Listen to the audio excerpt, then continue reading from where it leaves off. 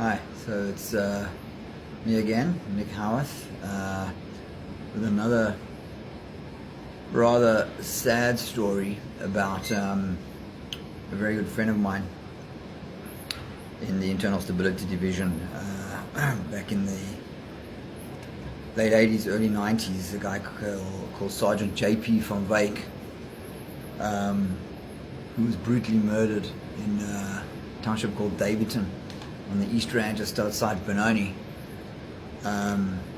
This was in an operation where there was an Inkatha Freedom Party march that day, and there was about, I don't know, 2,000, 1,500, 2,000 Inkatha marches. They were normally reasonably peaceful unless the ANC guys intervened. But normally the IFP guys, the Inkatha Freedom Party guys, were reasonably chilled with their marches. However, this particular day, I was stationed at the Donata base, and we were called out to go and assist. There was not enough men on the ground there. We were never enough men on the ground. So my section went out to Davidton, and we stopped off at the radio room there. And Colonel Hein Kilian was in command of the situation, and he asked me to get off the Casper and to go man the radio, because I knew the township very well. He also trusted me in my judgment as to being able to, run the operation from the radio room, and under his orders mostly. So he ordered me off the Casper. I was sitting right in the back seat of the Casper that day, and he told JP van Wyk, who was actually from the Davidton outside platoon, to get on the Casper in my place. So I got off, went into the radio room. I mean, it was really just another day at the office for us. It wasn't really anything special. And off they went. And a little bit later, Warrant Officer Marius Nell contacted me on the radio, and he said they have a bunch of about 250 to 350 ANC guys who are armed to the teeth and want to go and cause trouble at this Inkatha Freedom Party march. So they were like one vehicle. There was one Casper there, and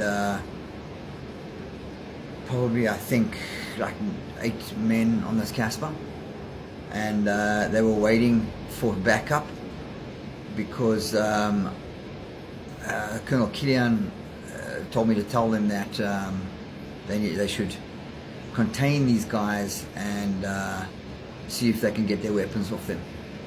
So they had to wait for another Nyala to arrive. Nyala was a smaller armored troop carrier than the Casper, so which it did.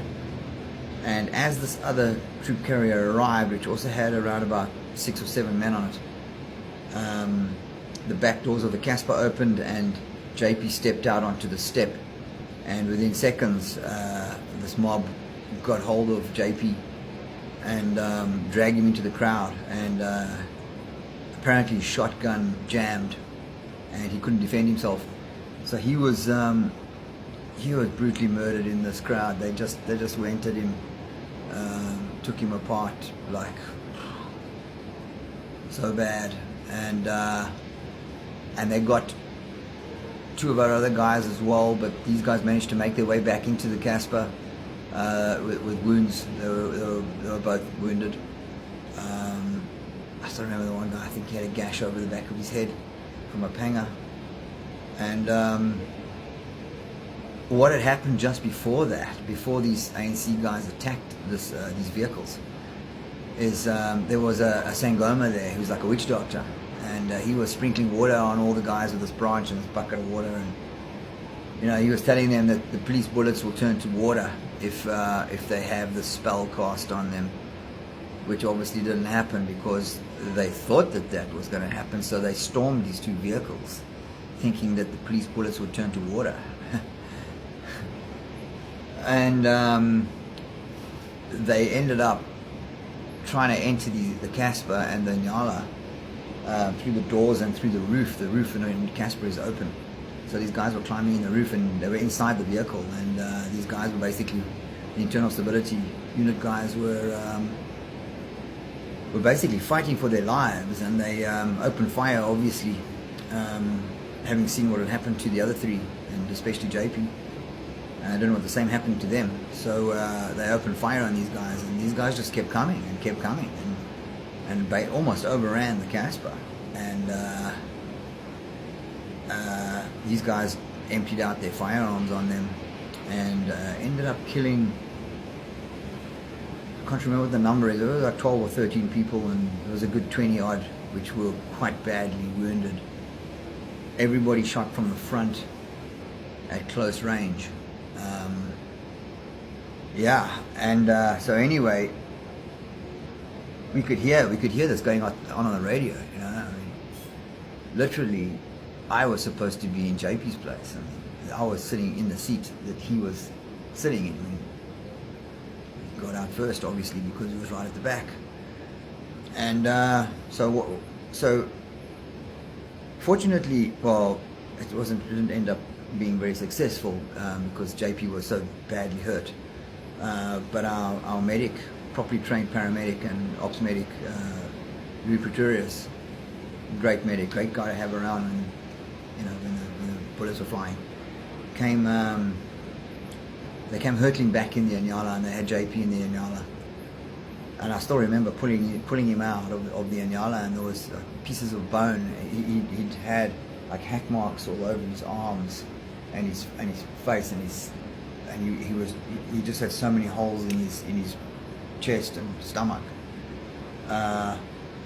He'd obviously been trying to protect himself with his arms like this, and he'd gotten very, very badly hurt. And he kept saying, you know, in Afrikaans, he was saying, "It's seer," which means it's sore. And myself and Louis picked him up, and we dragged him over to the door of the radio room, and I still remember we had him on the grey stones, like gravel, and we were taking turns in giving him CPR, myself and Louis. And I still remember looking into JP's eyes, and he had these beautiful blue eyes, and his eyes went grey, and he was like, he was getting softer and softer. He was like, "I see it," you know. And he died right there. It was a very, very, very sad day.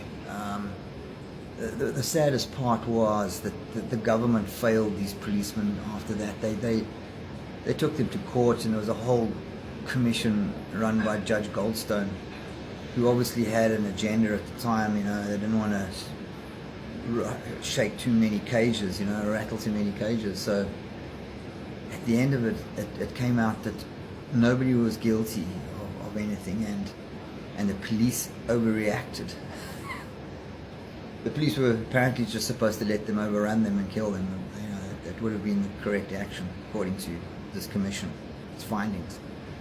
And I remember there was a truck that had just arrived after that, a Canter Toyota, a Canter truck that arrived just after that, full of like bodies and wounded, and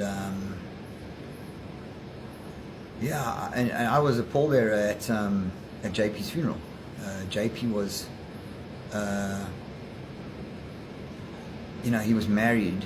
He'd been married for I think 6 months. His wife was 3 months pregnant when this happened. And I remember carrying him to his grave, and you know, putting him on the little straps that, you know, are going to lower him down into the hole. And they took the flag off and they folded it up and they gave it to his wife. And I still remember his camouflage cap was on the flag, and they gave that to her. And she was like in a bad state, and they started playing the last post on the bugle as his coffin was being lowered, and his wife burst into tears, and she started sobbing, and she started shouting that they need to stop, you know, stop playing this tune on it. It was very emotional. I mean, I don't know why they even play that tune at funerals. It's just, it's very emotional. So, yeah, they did stop playing, and I couldn't contain myself. I started sobbing. You know, I was standing right next to the grave as I started sobbing, and the guy next to me started sobbing, and it was such a sad day. It really was. JP was a very, very, very good operator. I mean, this guy, he could snuff out firearms. He could snuff out stolen vehicles. He was a brave guy, and he was the guy you wanted next to you in the vehicle. He was always reliable that way, you know. But yeah, that was a day that changed the lives of many internal stability unit guys. You know, I know that, you know, Marius Nell. I mean, I watched him, you know, go through this whole commission of investigation by Judge Goldstone, and it was horrible. I mean, he was so stressed out. It was such a stressful thing for all those guys. I mean, they were there almost 2-3 days a week, just giving evidence, and you know, I went and gave evidence one day as well. I was lucky in a way that I wasn't part of it, because they were really trying to pin this on these guys. You know, like, how could you kill so many? You know, the thing that they couldn't get around was that every single person who'd been shot was shot from close range in the front. And these guys lied. They said they were running away and fleeing for their lives, and the police opened fire on them. Obviously it was a lie. How were these guys shot from the front? They even tried to pin a murder of a young girl, which was about 500 or 600 meters away from this, and they said it was a police stray bullet that hit her, and they later found out that it was part of the political violence, and some thug in the township had murdered this young girl. So yeah, that was a very emotional time for our unit, and you know, there was a lot of, I wouldn't say there's a lot of stories like that, because that was quite brutal. But there's a lot of stories to be told in this book of mine, War and Peace. Go and check it out on Amazon. It's called War and Peace by Nick Howarth. If you type in Nick Howarth into Amazon, you'll find the book. It's got a picture of a Casper, a burnt out Casper on the front, on the cover. And have a read of the book. You'll really enjoy it. It's a good book, and it opens eyes. You know, this country is.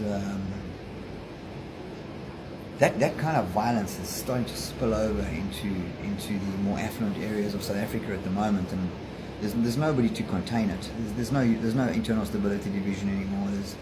There's a police force that's very lacking in skills and ability. You've got a couple of good guys who are still trying to keep the ship afloat, but baiting water like crazy. But it's not what it was back then. You know, we were highly trained, highly motivated. You know, we had a purpose. So yeah, have a read of it. I think you'll enjoy it. No matter who you are, I think you'll enjoy it.